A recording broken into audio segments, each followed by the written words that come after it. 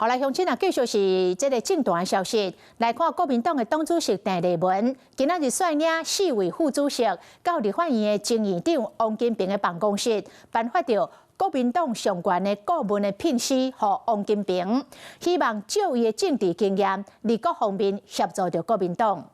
因为进前王金平伫个将近50周年的参会，并无邀请郑丽文，所以外界认为因两个人有心结。郑丽文背回讲，两个人的关系真好，拢是五团。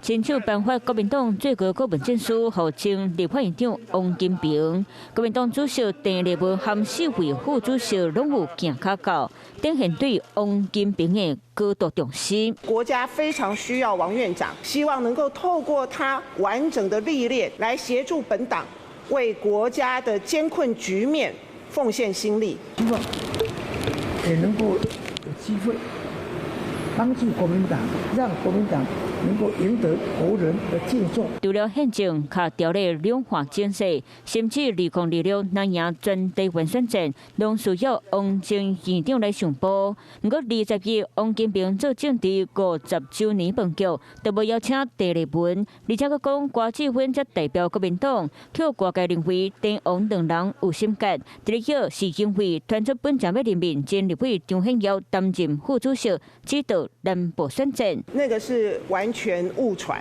王院长呢，他的影响力也绝对不是只有南台湾而已。所以国家大政、两岸和平、宪政僵局，也非常希望能够跟院长来请教。背会党内利害团结，嘛爱全党顶下团结。毕竟2026选战开始起果，党中央除了已经推动宜兰台中协调，未来迈用行动中常会方式来翻转赣南选区。以前在马英九时代就曾经有行动中常会，那这个将来就会也是把它拉到各县市，尤其是艰困地区帮忙应该是有的。王金平当初江湖担任国民党军事的角色，带领南军重新出发。